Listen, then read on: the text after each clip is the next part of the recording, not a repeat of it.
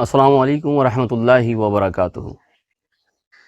آج ایک سوال کیا گیا ہے کہ انسان نیک اعمال پر استقامت کیسے پیدا کرے۔ دیکھیے، ہر نیک عمل کی توفیق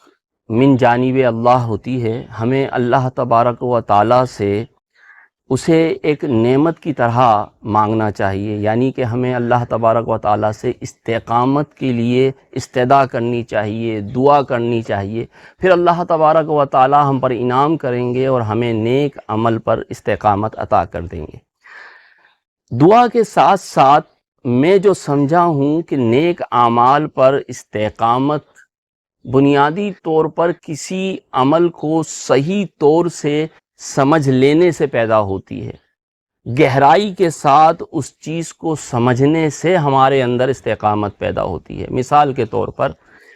ایک دن آپ کی صبح آنکھ کھلتی ہے، آپ 8 بجے ناشتہ کرتے ہیں، 8 بجے آپ کو ناشتہ نہیں دیا جاتا، آپ ٹیلی ویژن دیکھ رہے ہوتے ہیں،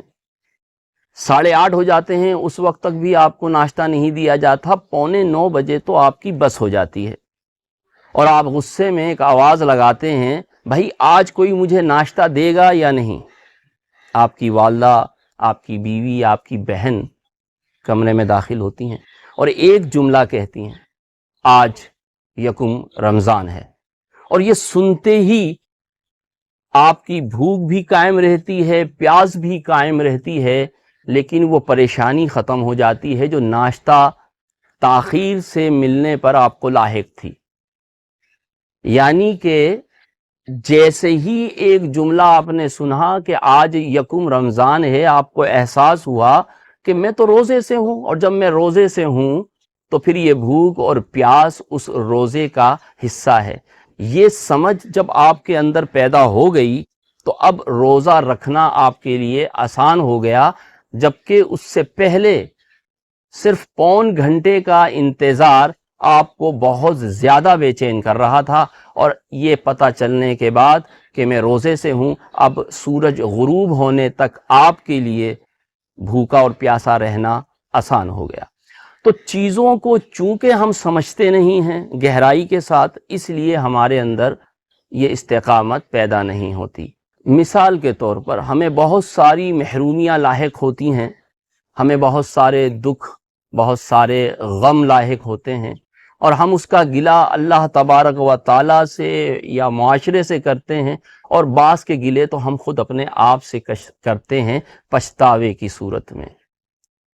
وہ اس وجہ سے ہوتے ہیں کہ ہم اصل میں ان مسائل کو، ان مصائب کو، ان ناکامیوں کو گہرائی کے ساتھ سمجھتے نہیں ہیں۔ اس کی ایک بڑی ادنا سی مثال ہے کہ اگر میں آپ سے یہ کہوں کہ شکر کے موضوع پر آپ کچھ اظہار خیال کریں تو شاید آپ 4 جملوں سے زیادہ نہ بول سکیں، لیکن یوٹیوب پر ایسی ویڈیو موجود ہیں جو شکر کے موضوع پر 2 گھنٹے کے لیکچر کی صورت رکھتی ہیں۔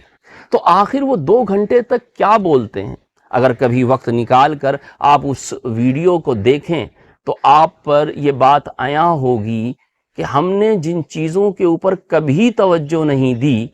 اس ویڈیو میں ہماری توجہ ان چیزوں کی طرف مبذول کرائی گئی ہوگی، شکر کے نئے گوشوں کو ہم پر واہ کیا گیا ہوگا، ہماری توجہ دلائی گئی ہوگی،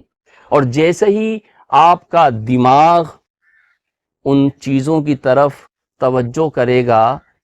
تو پھر آپ گلے بھول جائیں گے، شکوے بھول جائیں گے، محرومیاں بھول جائیں گے، اور جو نعمتیں آپ کو میسر ہیں آپ ان کا ہی شکر کرنے لگیں گے۔ چونکہ ہمیں اپنے پاس موجود نعمتوں کا درست احساس نہیں ہوتا، اس وجہ سے ہم گلے بھی کرتے ہیں، ہمیں اپنی محرومی بھی محسوس ہوتی ہے، اور ہم مایوس